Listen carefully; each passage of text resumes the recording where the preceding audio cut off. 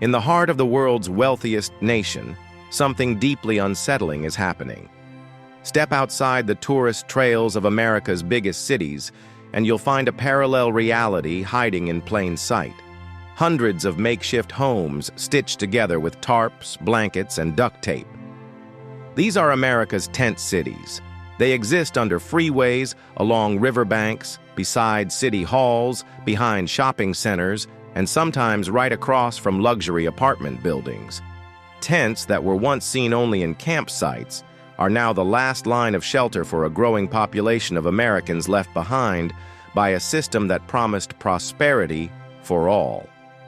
The numbers are staggering, but they don't tell the full story. More than 500,000 people experience homelessness every night in the United States, and tens of thousands of them sleep outside, on concrete, in parks, on sidewalks, or in tents.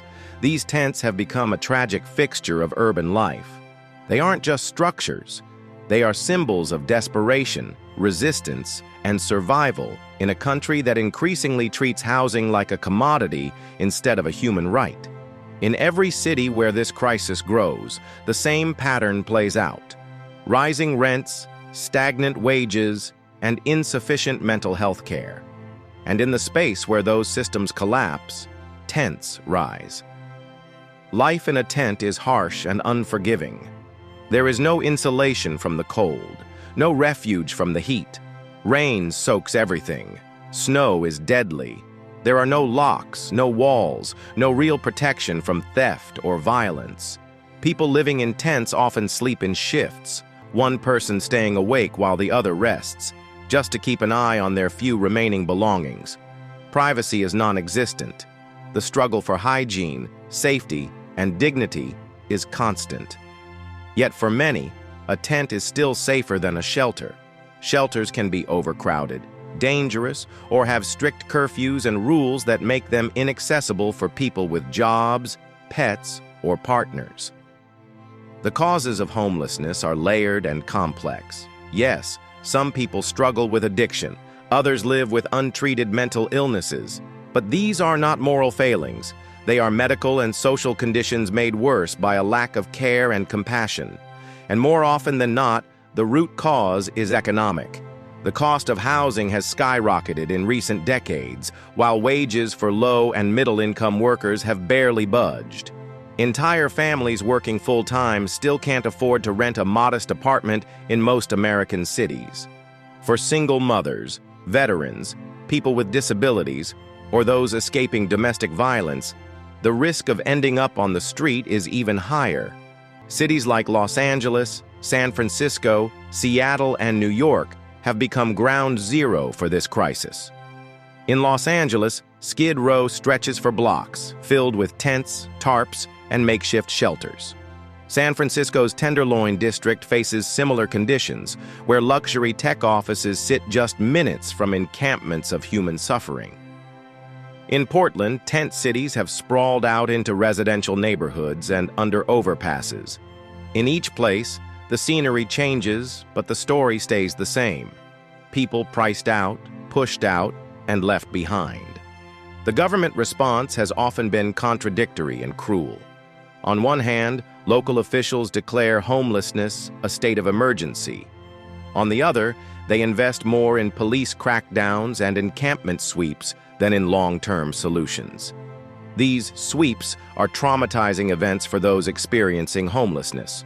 Police officers and sanitation workers come through with trash trucks, bulldozers, and pressure washers.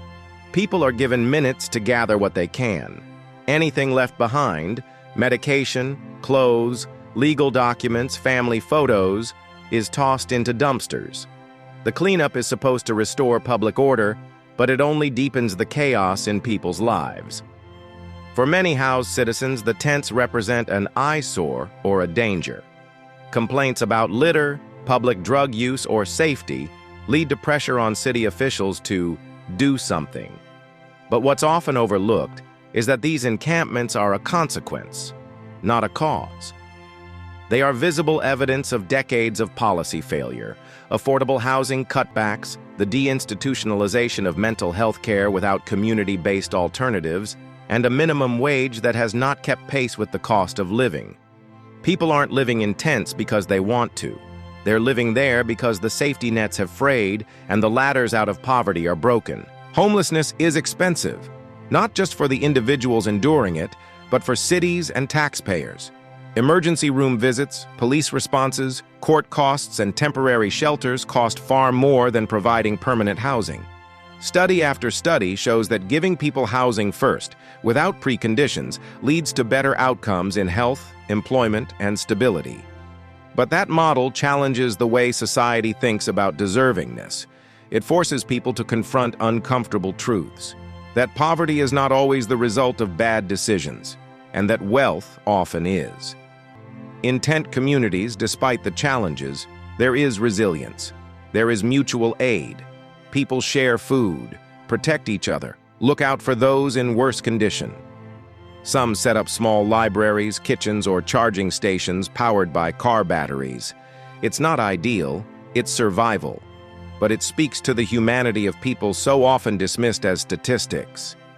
Many living in tents have dreams, plans, and skills.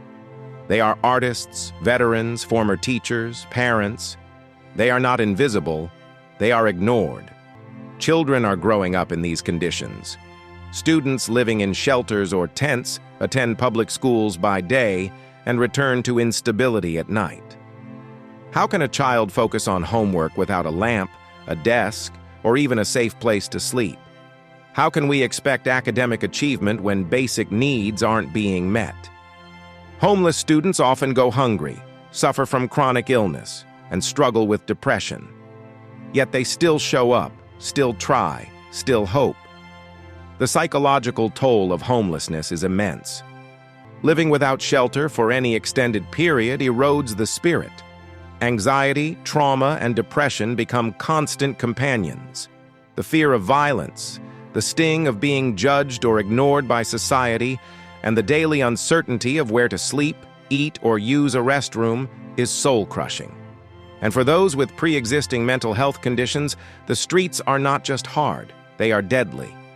America has the resources to fix this. The money exists. The infrastructure is possible.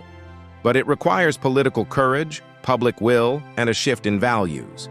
It means investing in deeply affordable housing, not just luxury condos or market-rate apartments. It means building mental health clinics, substance abuse treatment centers, and 24-hour shelters that are safe and dignified. It means ending the criminalization of poverty and creating pathways to re-entry, not just punishment. But perhaps most of all, it means recognizing the humanity of every person living in a tent. They are not pests to be removed, problems to be solved, or criminals to be contained. They are people, our neighbors, our fellow citizens. And until we treat them with the dignity and respect they deserve, the tents will continue to spread, silent but powerful reminders of a society that has lost its moral compass. Tent cities are the canary in the coal mine. They warn us of a deeper rot, of values sacrificed for profit, of people left to rot in the shadows of towers they once helped build. If we do nothing, we will wake up to find not just a homeless crisis, but a civilization in decline.